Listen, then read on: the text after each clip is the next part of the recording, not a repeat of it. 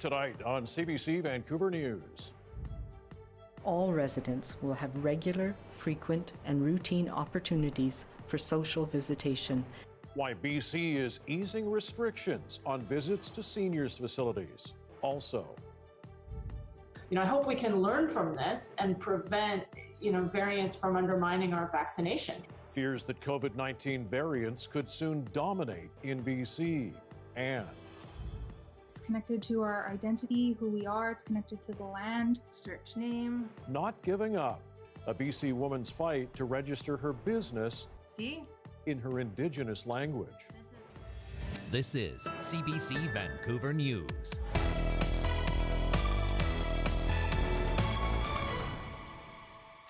Good evening and thanks for joining us tonight. Well, those long-awaited hugs are finally coming for many of our seniors. Visitor restrictions are being eased at BC long-term care and assisted living facilities.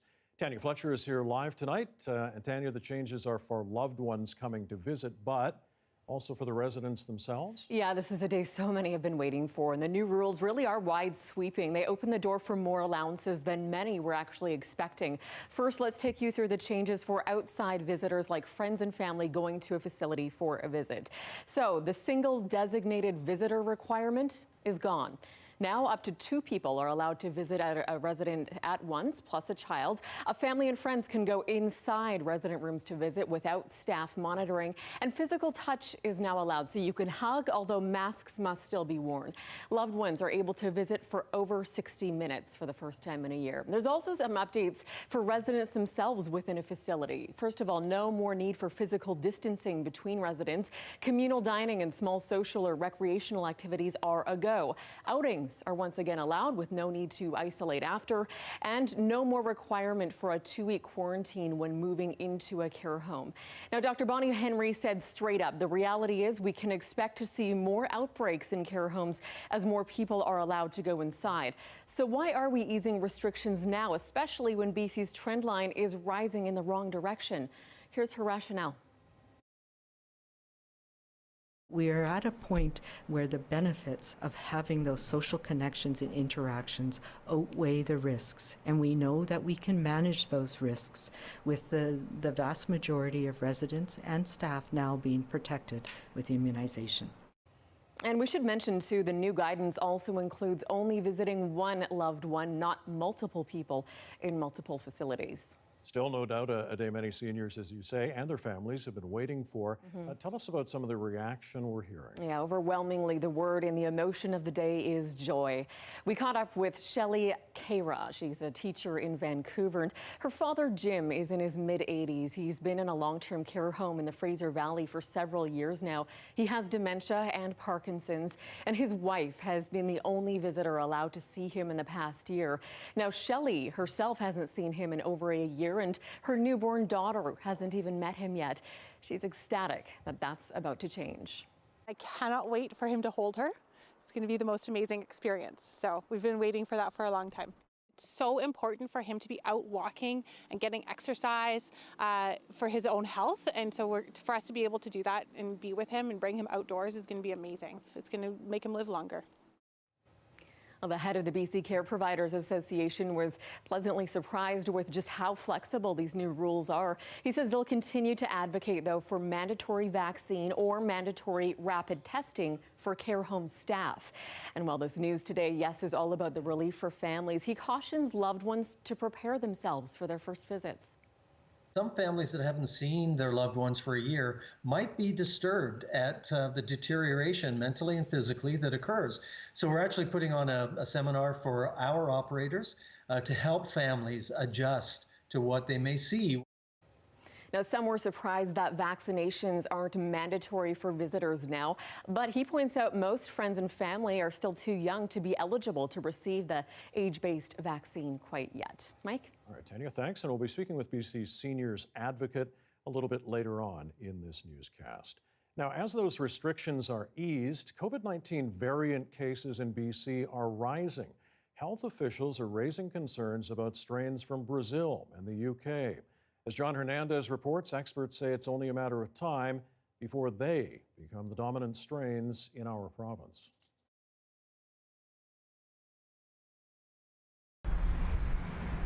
On a sunny and social afternoon in Vancouver, there's plenty of optimism amongst residents that BC is on the right track. People are following the protocols and we have a lot of space. We're all more. This might tell you another story. COVID-19 cases are steadily rising, in part driven by a rise in variants. Most notably, the UK strain that's now infected at least 1,400 British Columbians. And we've now seen data from, particularly from the UK, but some other countries as well, that shows that it can have increased severity of illness in younger people across the age spectrum. And a variant that ravaged Brazil is slowly gaining a foothold in BC. Numbers have doubled in a matter of days. It is concerning because this is a variant that we've seen be very destructive in Brazil, and there's concerns about the effectiveness of vaccines.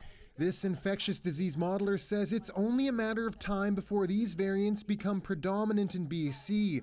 Right now, they make up less than 20% of new cases. I think it would be surprising if it didn't become predominant here in the coming weeks. But a third variant from South Africa has slowed, and health experts hope that as long as the vaccines keep flowing and people keep getting tested, transmission chains can be broken and we can continue to open up. And ironically, it might be time to loosen some of the rules as we have identified certain types of behaviors, especially those that are conducted outdoors, that carry little or no risk. And in doing so, this might enhance people's desire to follow the rules. Success that will hinge on responsibility, even when it feels like the darkest days are behind us. John Hernandez, CBC News, Vancouver. And again tonight, BC's latest COVID numbers aren't good. Another 5 people have died from the virus. And today's new cases, 800, represent the most since the height of the second wave of the pandemic. And active cases jumped by nearly 300, now the highest since January 8th. And even as variant cases rise, the province is relaxing some rules for upcoming religious gatherings. Our Dan Burrett joins us live with more on that. Dan, first, what are the changes? Mike, this is a one-time change to those orders on gatherings. Dr. Bonnie Henry says faith leaders can choose 4 days during the next 6 weeks to hold indoor religious services. This change is meant to accommodate upcoming important holidays like Vaisakhi, Ramadan, Passover, and Easter, among others. Temples, churches, and synagogues can only host up to 50 people or 10% of their total capacity, whichever's less. And there is no time limit on how long those services can last.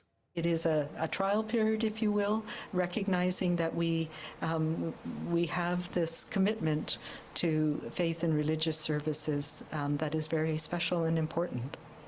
The change comes after the BC Supreme Court recently tossed out a challenge to BC's restrictions on religious gatherings, Mike. And Dan, while the province is making more room for those services, it's also cracking down on people who decide to go to illegal events. Yes, another slam right into people's pocketbooks. Effective now, the government has more than doubled the fine for promoting or attending an event that breaks gathering rules. You used to pay $230. It's now $575. If you host a banned event, that fine is still a hefty $2,300. The Public Safety Minister says as of yesterday, 1,525 people have been handed such violation tickets. It's not yet clear how many people have paid them yet, though the minister says many are fighting them. You do not dispute the ticket within 30 days, then that will go to a collection agency for action. And I can also tell you that we are looking at further measures to ensure that ticket fines, once they're issued, they are in fact paid. So we'll have to see what those extra measures are. Right now, as a reminder, you can gather with up to 10 people who are part of your bubble outside, but you can't meet up at one table, for example, in a restaurant or a pub, and you're not allowed to gather indoors with anyone outside the household unless a person lives alone. Mike. Very good. Dan Burrett reporting live for us again tonight. Thanks. Well, the upcoming BC-Alaska cruise ship season has been scuttled. That's because U.S. health officials have turned down a request by the cruise ship industry to lift a no-sail order, and that will make a U.S. proposed bill on Alaska cruises moot. It would have allowed Alaska-bound cruise ships to bypass BC ports, but the U.S. CDC has just extended its no-sail order until November. Cruise ship season normally ends in October. A BC Indigenous woman who was denied registering a business in her language is speaking out tonight. Cheyenne Cunningham filed a complaint with the BC Human Rights Tribunal. As Angela Starrett tonight has more on Cunningham's quest as experts raise concerns over the arbitrary rules. Aitnatol Cheyenne Thanasqui Talitsan Aks Katsi Tamuch. Good morning, my name is Cheyenne. I am from the Katsi First Nation. Cheyenne Cunningham speaks the Downriver dialect of Hunkameetnam. It's a language no one in her Katsi community is currently fluent in. But since she was 7, she's been piecing it together through recordings and others who learned it from the last remaining speakers. It's connected to our identity, who we are. It's connected to the land, place names. So she thought registering her partner's business name, Koyatsin, or Grizzly Bear in Hunkameetnam, was an opportunity to promote it. But the system that registers businesses in BC denied it, saying it only allows words in English or French. I was just kind of really shocked and a little bit hurt because, we're trying to open a business, operate a business, and because of this small barrier, or big, I guess, in some eyes, we can't. The registry doesn't permit special characters or diacritics used in many Indigenous languages. Cunningham filed a discrimination case with BC's Human Rights Tribunal, but before it went to a hearing, an agreement was made that BC's registry services would work on changing the system.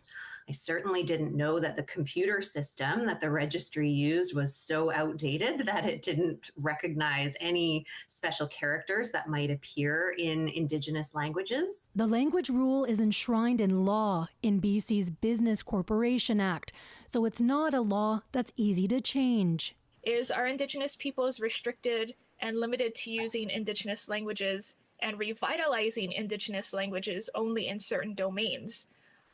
That shouldn't be the case, right? Are we just limiting the revitalization of Indigenous languages to schools and communities, but not necessarily businesses? BC's Ministry of Citizen Services, responsible for BC's registry services, says that, quote, any changes would require in-depth discussion with other government agencies across Canada, along with the private sector, meaning it could take several years before Cunningham can register the business name in Hunkameetnam. Angela Starrett, CBC News, Vancouver. Protect the hummingbirds was the message today from anti-pipeline protesters.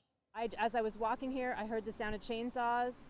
Trans Mountain is still cutting trees, and there are nests that are at risk. So I'm here to join in solidarity with my friends here to spread the word about this in hopes of protecting the nesting birds. Protesters are marking the opening of a federal window that prevents nesting birds from being disturbed. They say Trans Mountain has already started cutting trees nearby. 2 hummingbird nests have been confirmed in that area. Now, the Supreme Court says the Liberal government's carbon tax is constitutional. We're convinced that in conjunction with a range of other measures that we're taken and are planning in British Columbia will put us in a good position economically and put us in a good position in the fight against climate change. The decision allows Ottawa to push for every province and territory to put a price on carbon and greenhouse gas emissions. Heyman says BC is working with businesses to ensure they remain competitive and providing incentives to use greener technology. The carbon tax will rise to $45 per ton April 1st. Olivia Stefanovich has more tonight on how the carbon tax issue is polarizing the country. The legal debate may be settled. The issue around whether carbon pricing forms part of Canada's plan with respect to reducing emissions is over. But the political debate is about to heat up. Canada's Conservatives will repeal Mr. Trudeau's carbon tax. The Conservatives, who voted just days ago against recognizing the existence of man-made climate change, vow to relitigate the issue in the next election. and say they'll reduce greenhouse gas emissions in other ways. We won't be doing that by making the poorest Canadians pay. Right now, the 3 provinces that challenge the federal law have to make a choice: adopt their own carbon pricing mechanism or have the federal scheme imposed on them. When it comes to complying with this decision, we're going to do it in a way that imposes the lowest possible cost on Albertans. The Supreme Court's decision is very unfortunate today, but it is a reality that we must deal with. Scott Moe says Saskatchewan is designing its own carbon pricing system, one that will give money back to drivers at the pump.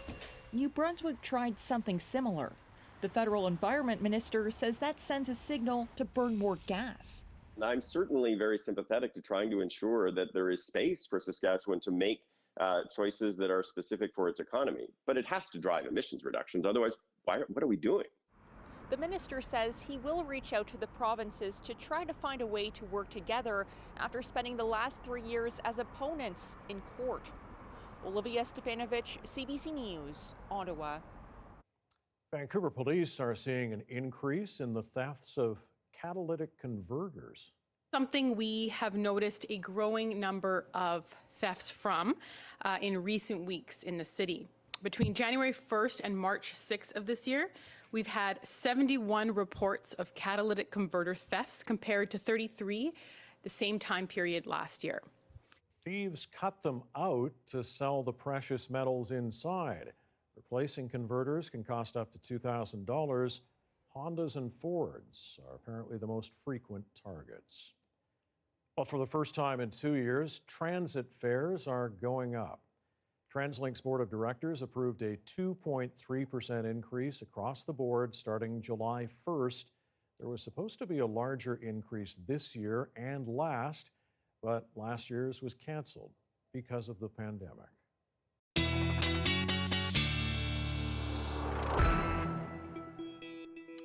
Our first check of the forecast with Johanna Wagstaffe tonight. Is that the sunshine we see still on you there, Joe, tonight? That's right. Whoa. Yeah, we've got sunshine, I know, streaming in. It looks like spring, it smells like spring, it feels like spring. In fact, it is spring. And today really did feel like it. Yeah, gorgeous evening out here on the North Shore. Take a look at these pictures of people enjoying it. We hit the double digits across Metro Vancouver, very seasonal day. The cherry blossoms are out in full force. I should say the plum blossoms as well too. Getting out with your pets along the seawall was a common theme. Riding the bike for the first time. I heard a few people dusting it off today, heading down to the water's edge. It really was a gorgeous Thursday across the South Coast, and we've got another day like this in the forecast. But it was lovely to see the flowers. I feel like we've been slowly watching them bloom, but today many of us noted the daffodils and the crocuses for the first time. Let me take you to the temperatures. As I mentioned, we hit the double digits, still at it for parts of the South Coast. 11 out towards Abbotsford and Hope at a 10, and hanging on to an 11 out towards Victoria. YVR, we've just dipped down to a 9 right now.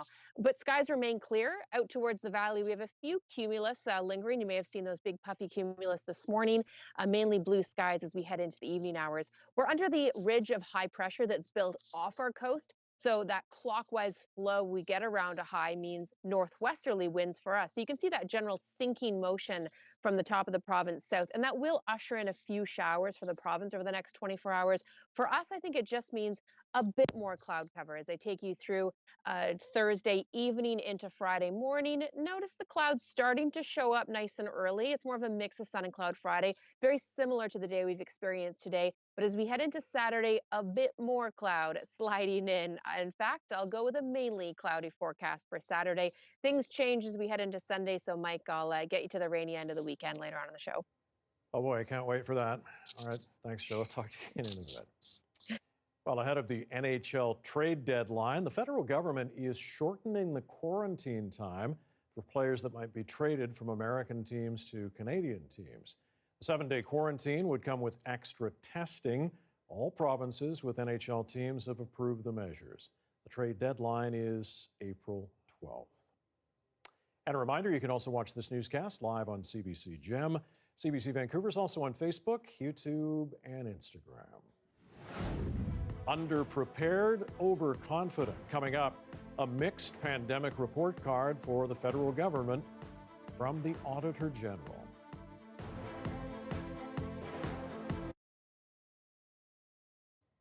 And 6:19, thanks for staying with us during our commercial-free live stream tonight. Well, it has been a challenging year for one of Toronto's largest Meals on Wheels programs. As Talia Ricci tells us, there's been a surge in demand with growing food insecurity, but not enough people to help deliver the meals. I'm Garnet Ward, I'm 71, and I've been volunteering with Meals on Wheels for coming up to 8 years now. Tell me about the last year of volunteering. What's that been like? Oh, rather unusual, for sure. For one thing, as soon as things shut down last March, the volunteers were no longer involved. It's a relatively small number of us that have returned to it. It gets me out, moving around. It gets me meeting people, which I really enjoy doing. People that, in many cases, are shut in, don't see many people in their daily routine. And even if I just say hello and see you again on Friday, they seem to enjoy it. The smile comes on their face once they get to know me.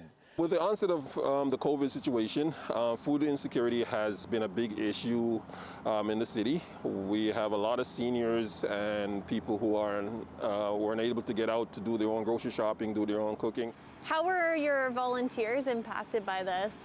The Meals on Wheels program is staffed mainly by volunteers, and our volunteers pool are basically seniors. Of course, they were seniors at a certain age were advised to stay at home because of the high risk of contracting the virus. Pre-pandemic, we had about 50 volunteers.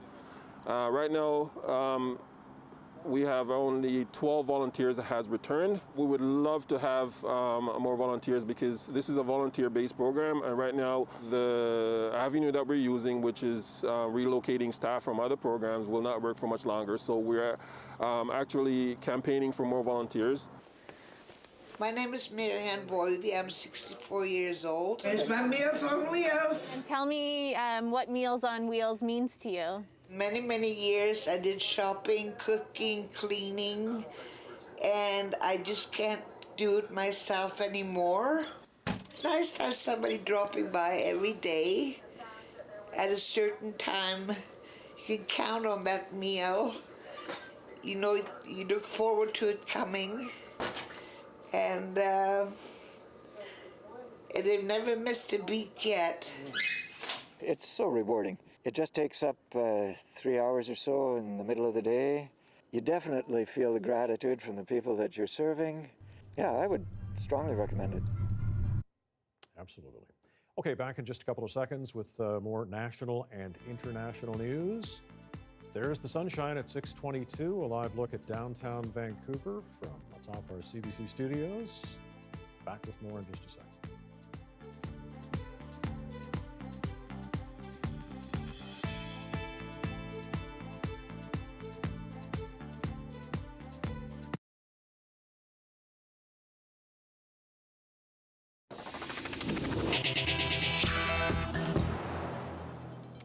The federal government is getting a mixed report card on its pandemic performance. The Auditor General faulting the feds for being underprepared and overconfident when COVID-19 first reared its head. But as David Cochran tells us tonight, Dr. Theresa Tam was commended for her efforts to turn the ship around. In December of 2019, as the seeds of the pandemic were sprouting in Wuhan, China, the Auditor General says Canada simply wasn't ready. I am discouraged that the Public Health Agency did not address long-standing issues.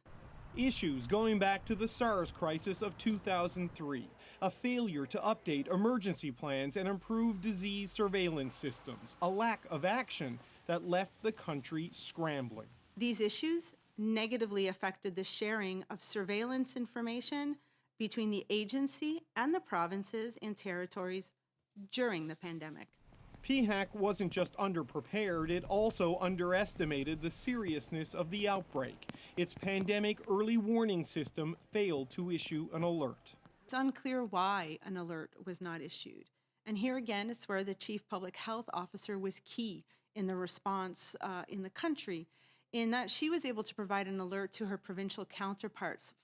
The Chief Public Health Officer is Dr. Teresa Tam, who the Auditor General says covered for some deficiencies by relying on her judgment rather than alert systems that didn't work. And there's lots of things that I think we'll look forward to in terms of improving our systems as we move forward. The leader of the opposition. The Conservatives pinned it all on the Liberals. Why did this government shut down Canada's pandemic warning system? Even though the report documents decades of neglect across multiple governments. We agree that this country, along with all countries, will need to review our response to the pandemic. David Cochran reporting from Ottawa. Well, efforts continue tonight to refloat a massive container ship that's completely blocking the crucial Suez Canal. The big ship ran aground and got stuck earlier this week. The canal links the Red Sea and the Mediterranean. At least 160 ships are waiting to get through. Refloating the wedged vessel could take several days or even weeks. After 65 days in office, U.S. President Joe Biden held his first formal news conference today. He answered questions about COVID-19 vaccinations, Afghanistan, and migrants. Freelance reporter Nick Harper now on what Biden didn't address. Please sit down. Thank you. The press conference lasted just over an hour and focused largely on the influx of migrants trying to cross the US-Mexico border. President Biden said that was due to annual seasonal migration. It happens every single solitary year. There is a significant increase in the number of people coming to the border in the winter months of January, February, March. He said the vast majority, except for unaccompanied children, are being sent home. He didn't tell people not to come, though, like the White House has been reiterating in recent weeks. Instead, he said the previous administration had reduced the infrastructure to adequately deal with those coming and promised facilities would get better by making more beds available for incoming migrants. 5,000 beds in the Texas border. So we're building back up the capacity that should have been maintained and built upon, that Trump dismantled. It's going to take time. On Afghanistan, he said it would be hard to fully withdraw by May the 1st due to tactical reasons, but he didn't see troops staying into next year. It is not my intention to stay there for a long time. We will leave. The question is when we leave. He laid out no clear plan on gun controls, how to work with Republicans, or how to engage with North Korea. But he did set a new goal to deliver 200 million COVID-19 vaccine doses by his 100th day in office, 35 days from now. That's right, 200 million shots in 100 days. I know it's ambitious, twice our original goal, but no other country in the world has even come close, not even close to what we were doing. And asked whether he would seek re-election. No, the answer is yes. My plan is to run for re-election. That's my expectation. He's reportedly told aides he would be a one-term president whose goal was to force President Trump from office rather than to stay in power for more than 4 years. Nick Harper for CBC News, Washington. Anti-Asian racism is on the rise in Canada, and it happens everywhere, including inside our schools.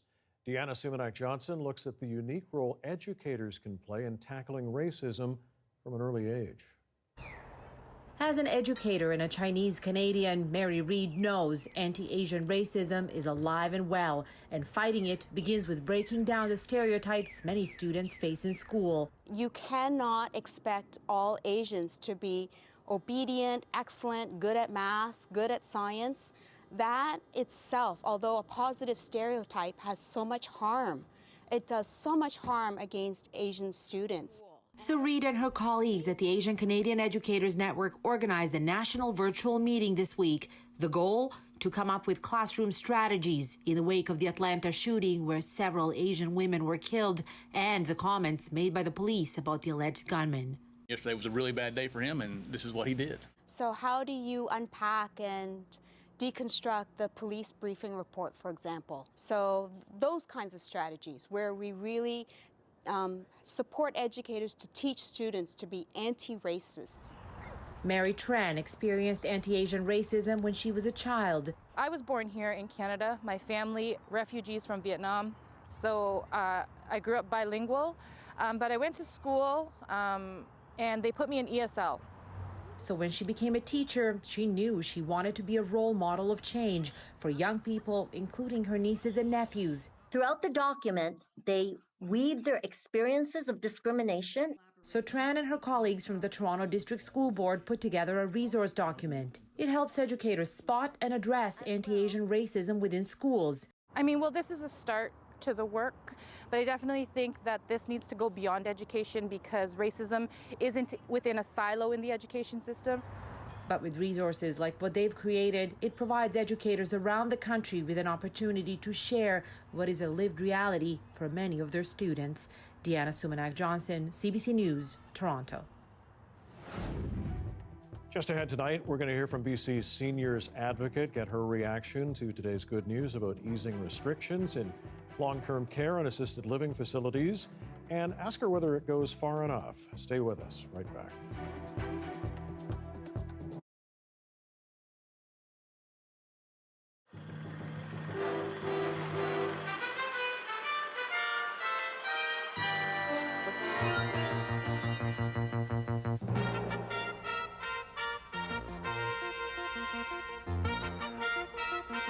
The National with Peter Mansbridge. Rick Hansen rolled out of Vancouver today hoping to travel the world and raise $10 million. He wants to raise the money for research on spinal problems. But while he's at it, he'll also be doing some public relations work for the BC government. Georges Trammell reports. Rick Hansen is finally on his way. After months of preparation, he's starting to live out his dream, a world tour in a wheelchair. He will do more than 100 kilometers a day. Most people have no doubt he'll make it. This is the same Rick Hansen who's won 13 wheelchair marathons and who's shown he does not give up easily. Chair looks smooth.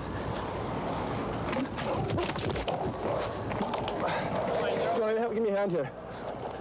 He lost the use of his legs in a car accident at the age of 15. At that time, he very much wanted to be an athlete, but his accident made him reach much further than he thinks he would have. It's made me reach down to a level of strength that I never knew existed. When you face an adversity, it really makes you search yourself for strength, for understanding. My whole perspective on life, I think, is a lot more solid. I have both wheels solidly on the ground. His sponsors were on hand this morning, and among them Premier Bennett, who gave him special Expo 86 license plates. Hansen has agreed to promote the event during his tour. But the send-off that touched him the most came from the parents of Terry Fox. I just wish you all the best from myself and the rest of our family.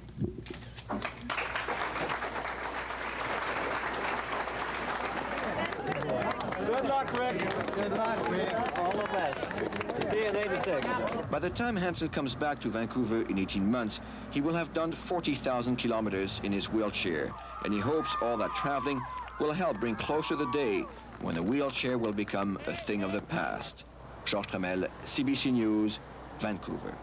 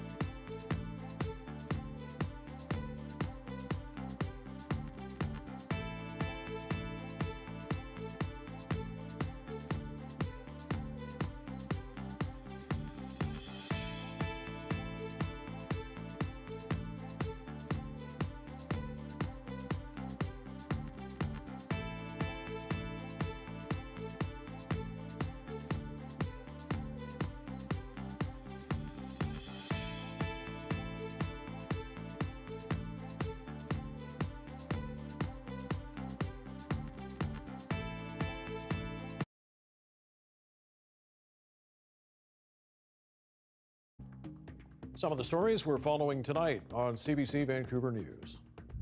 British Columbia will allow a limited number of indoor religious services during the next 6 weeks It's a one-time variance to accommodate upcoming religious holidays. Meanwhile, the fine for promoting or attending a non-compliant gathering or event is doubling to $575. As of April 1st, all residents will have regular, frequent, and routine opportunities for social visitation in long-term care and assisted living. Residents in BC's long-term care facilities will soon be allowed more visitors and given the freedom to hug their loved ones. The eased visitor restrictions will eliminate the requirement for a resident to have a single designated social visitor. Residents will be allowed up to 2 visitors at a time, as well as a child. And joining us now is Isabel McKenzie. She is BC's Seniors Advocate. Isabel, thanks very much for joining us tonight. This was a day many of our seniors and their families have been waiting a long time for. Yes, it was a very, very good day indeed. The announcement of the lifting of visit restrictions, not completely, but quite a significant relaxation of visit restrictions that I think are going to allow family members that haven't seen each other for a year to be reunited. It's going to allow those family members who've had quite restricted visits over the last year to hug and touch their loved one and meet with them in the privacy of their own room. And residents who haven't been able to get out of the care home for a year now will be able to go for a drive or be able to go for a walk out in nature. I think it's very good news indeed. Yeah, these visits, these interactions, they're very much necessary, aren't they? They are, and I think we need to remember that. I just, everybody can reflect on their own personal circumstances, but think about that couple that for 70 years, they slept 6 inches apart from each other and they've been 6 feet away from each other 30 minutes once a week for the past year. I mean, this has had a profound impact on some people. Not everybody. Some residents were only accustomed to a once a week visit from their daughter or their son, but many are accustomed to very frequent visits from family members, whether it be their spouse or their adult children. And I think this has been a significant strain on both the residents and the people who've been restricted from visiting them the way they did before. And do you have any concerns about the easing of these restrictions? Well, I think that we want to make sure that family members are able to visit their loved ones with the freedom that these new rules allow. So we'll be watching for that. Hopefully these rules and direction coming from the public health officer will give confidence to the care homes to allow these visits to happen in the way that is foreseen in the guidance and in the regulations. And so we are also going to, of course, want to ensure that we don't see an unexpected increase in serious illness of COVID in care homes. We're not expecting that, but we're certainly going to be watching for that. And then hopefully when the time frame on these orders expires at the end of June, we'll be where we hope to be by the end of June, which is everybody having received at least their first dose of the vaccine, and whether we can perhaps see even more liberalization of these visits. Very good. Isabel McKenzie, thank you so much for joining us tonight. We appreciate it. My pleasure, Mike. Thank you. For seniors in most long-term care and retirement homes across Canada, restrictions mean no outside visitors. But residents of one well-protected home in Saskatchewan aren't complaining. Bonnie Allen shows us how they're thriving together. For seniors who live here, Harbour Landing Village is a hive of activity. 73-year-old Jan Gable leaves her private apartment with a packed schedule. 1, 2, 3. The retired nurse finds it invigorating. Now 10 more. There's so many opportunities of trying new things, learning new things. I made a lot of really good friends here. She's not the only one who feels that way. We sat down with 3 seniors who are anything but lonely or bored. There's everything to do if you want to do it. Jan mentioned, you've got to get out and get at it. That's a choice you make in your head if you choose to be miserable. This 4-story building is home to a for-profit seniors residence. The second floor is a licensed nursing home for 35 seniors, and another 40 seniors have assisted living apartments. Then there's a daycare, hair salon, coffee shop, and restaurant. Thank you, Chris. You're welcome. But when the pandemic started, almost everything was shut down to the outside world, with one goal. Make this the best fortress that we could, right? So that meant making some tough decisions around who was allowed into the building. More than a year later, still no cases of COVID-19. How's it going? CEO Jansen Anderson credits a combination of visitor restrictions, screening, and sanitation, as well as vigilant employees who only work here. You know, endurance is a huge part of this, right? It is a mega marathon on steroids. What has not shut down are activities and socializing. We did try and find a balance, you know, between resident safety from, you know, COVID-19 and their mental and physical health. So for us, you know, we didn't want to see our residents, you know, locked in their rooms. Every day I try to think about the things I'm thankful for. Retired grade 1 teacher Lee Eisler isn't allowed to visit the daycare children anymore, but she still reads to them. I've always loved being around children, so it's a great way to spend my year. 82-year-old Jim Nettlecove was living alone in a condo when the pandemic started, so he decided to move into Harbor Landing Village in August. When you wake up in the morning, you've got to have something to do. Stimulation and a sense of safety have resulted in a sense of satisfaction, to the point these three didn't feel any urgency to get the vaccine. It didn't bother me one way or another. You weren't doing cartwheels and saying, yes, I'm vaccinated. No, it was just another event, another half hour in my day. If I could have, I would have said, no, I don't want that vaccination. I want to give it to the teacher, or I want to give it to one of the healthcare professionals. We're in a safe place where we're well looked after, so I don't think we really have anything we should be complaining about. Beautiful. Almost everyone in the building has now had at least one dose of vaccine. But visitations, which were allowed last month, separated by plexiglass, have been temporarily suspended due to the spike in COVID-19 cases in Regina.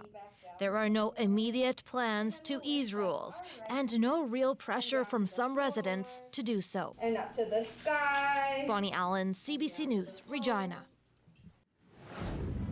A CBC Marketplace investigation looks at a growing movement spreading misinformation about the pandemic. Next, inside a boot camp charging hundreds of dollars to train people how to spread COVID conspiracies. And at 6:42, a look at the Port of Vancouver. Across the North Shore Mountains tonight. Sun is still out, a nice day, nice evening on the coast. Will it last? Johanna's forecast is next.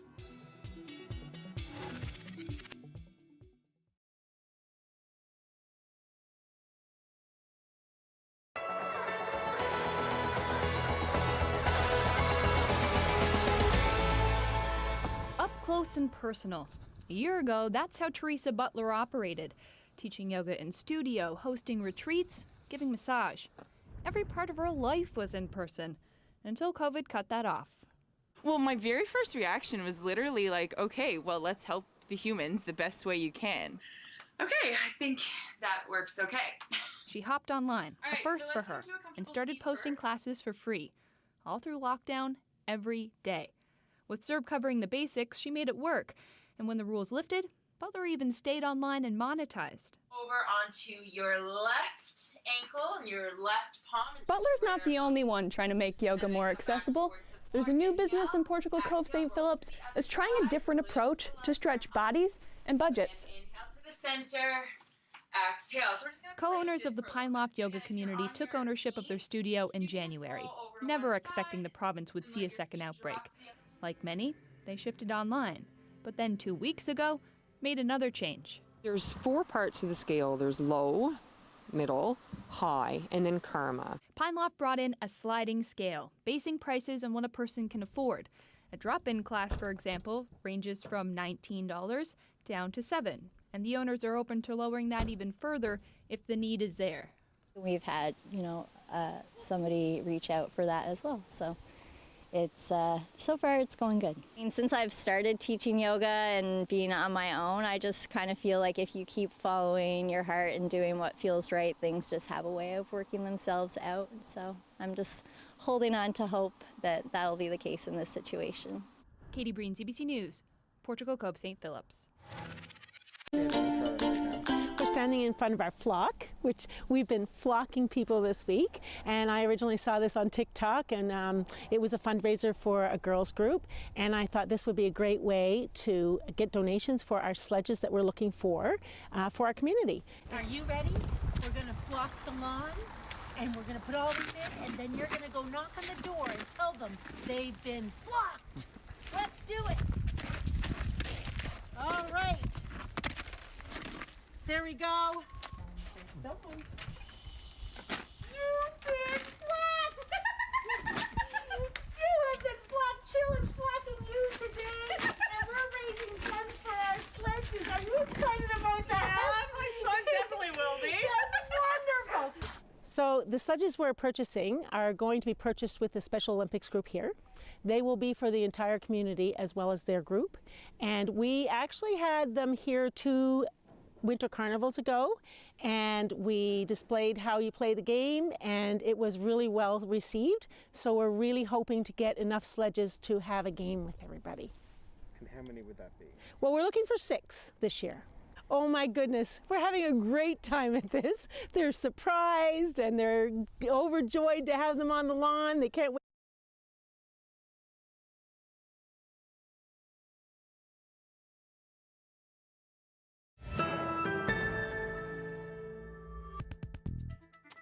It is the most active volcano in Europe, but Mount Etna is even more lively than usual. The volcano has erupted 16 times in the last 5 weeks, sending lava, ash, and rock into the air. Some of that ash fell on nearby communities, and a few flights had to be canceled because of the recent activity. Etna normally experiences about 200 eruptions a year.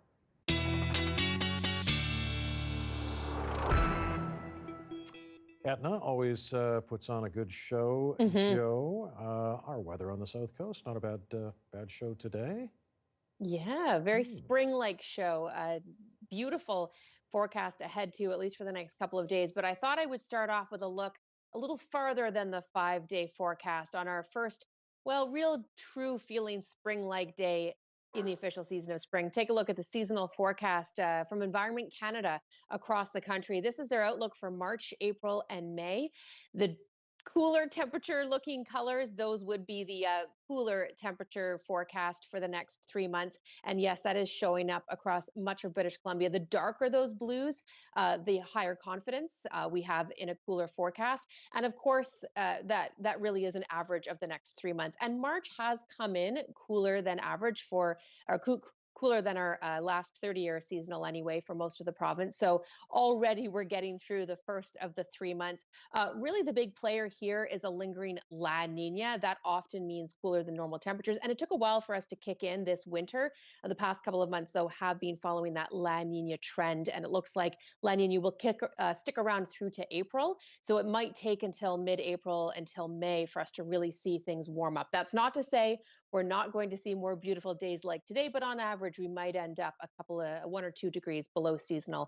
And that also is going to play big into our spring forecast, or spring flooding forecast, I should say, and a wildfire season. So I'll keep you posted on both of those, especially with an at or above seasonal snowpack for most of the province. Wanted to show you the temperatures from coast to coast, because speaking of seasonals and temperatures in spring, Toronto hit 21 degrees today, 13 right now. 21 was a record for today in the city of Toronto. That did come with sunshine. They are getting thunderstorms tonight, though, as that cold front sweeps through the hot air. Okay, back to the West Coast. And as I mentioned, high pressure is our story. That's what's been building across the West Coast. It doesn't move into the province, so that northwesterly flow does bring some flurries and showers to the province tomorrow. And then look what's headed our way for Saturday. That front hitting central and northern coastal sections with heavy rain Friday into Saturday. That will sneak its way down into Vancouver for Sunday, but dry until then. I look at the forecast across the province tomorrow. We've got a 13 in through Kamloops, hitting the teens in through Kelowna and Osoyoos. Lots of sunshine, a mix of sun and cloud though, with a slight risk of an afternoon shower for pretty much all stations across the province. It's steadier rain in through Prince Rupert, a shower lingering through the afternoon and through Prince George. And if you're watching for Fort St. John, more like sunshine for you with seasonal temperatures for the most part. We'll get to keep our seasonal temperatures for the next couple of days as that cold front comes through on Sunday, a little cooler, and then back to sunshine through early next week. In fact, Mike, next week looks like an extended period of blue skies. That's the 5-day and the 3-month forecast to now. All right, we will leave it at that, but I know you're coming back a little bit later because we're going to be talking about beavers in the subway in Toronto. So we'll see you then. Can't wait. Okay.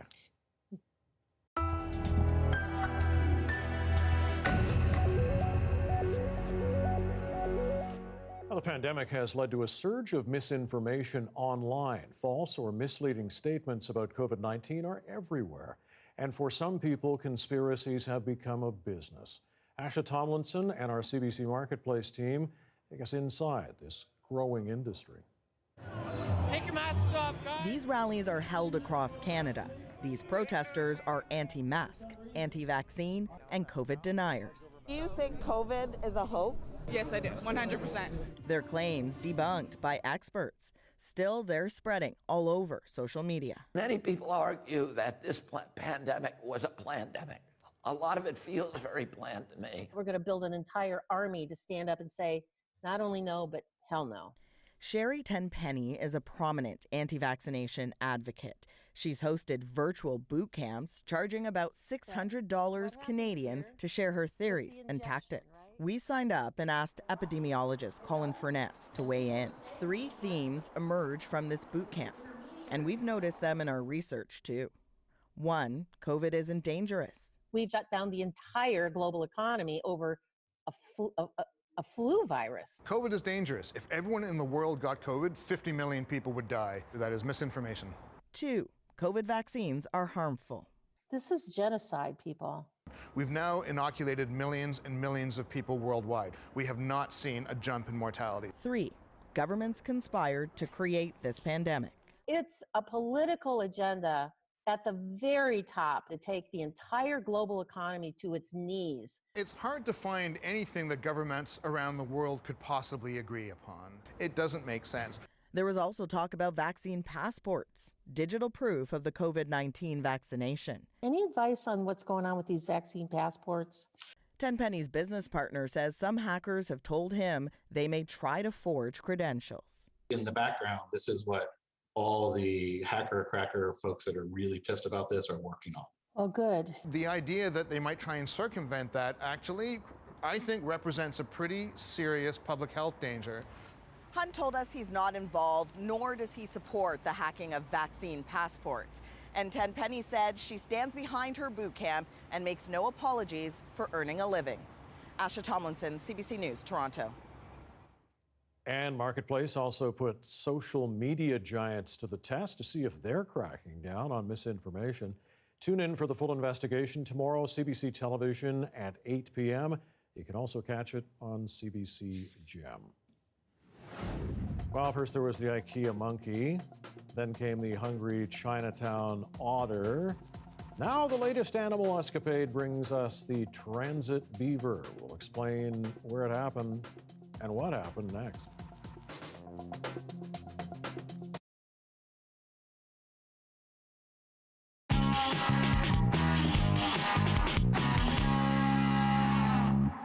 Hi, my name is Lee Tizard. I am part of a recording band called Modern Archetypes. I'm a synthesizer enthusiast and electronic musician. I first got interested in synthesizers probably when I was in junior high school, from what I remember. I remember I cut class one day and was hanging out with some friends, and my one of these friends, his folks would be working the daytime, and we would go into their basement. One day he says, "Man, you've got to hear this recording." I was like, "What the heck is that?" And he held up a recording, and it was the Walter, now Wendy, Carlos switched on Bach recording, which was classical music recorded with the Moog synthesizer. As soon as he put it on, about 3 seconds later, I was like, wow, that's incredible. Those sounds are amazing. I've never heard anything like that.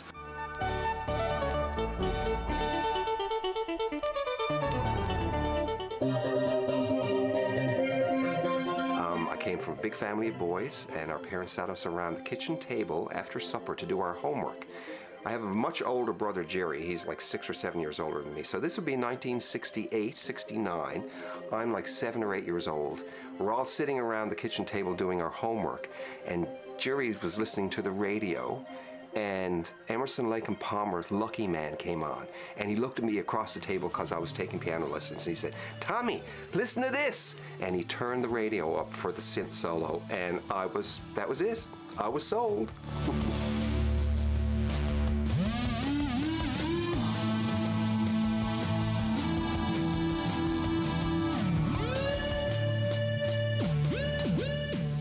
Well, Modern Archetypes is a project that gives me a chance to infuse the electronic sounds and the synthesizers with the older traditional music. So it's a challenge, and it just adds, I think it breathes new life into some of these older traditional recordings. So Lee's grandfather had Joey over, and his mother had Joey over for supper one night, and his mother decided to record what happened. So she just took out her tape recorder and pressed record. Lee ended up with this cassette of Joey Smallwood talking Joey Smallwood for a long time, and we thought, we have to incorporate this. We really have to put this in to these songs and just make Joey sound as crazy as he was sometimes. I know a lot of people love Joey Smallwood, but he had some pretty crazy ideas. So we took some of the crazier ideas that he was speaking about and added them into songs like Fella from Fortune and Muscles in the Corner and whatnot. There's no truth whatsoever in that. That never did at any time form part of the reasoning or the justification. Essentially, we work on this project, and it's basic for our own self-enjoyment and gratification. You don't really make much money in the music business these days.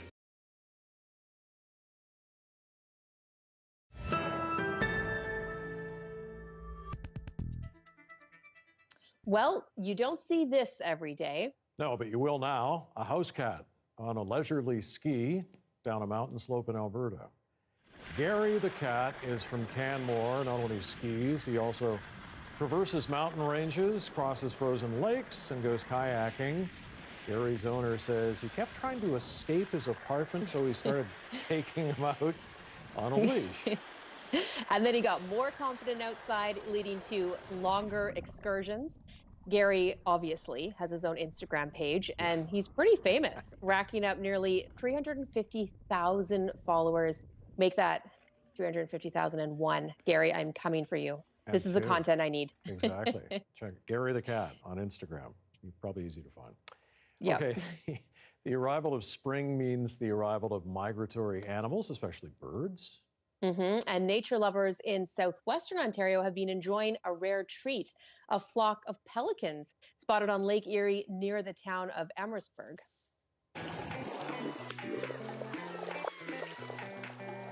I went to a spot that I normally go to, and I saw somebody jump out of their car and run with binoculars to check something out on the lake.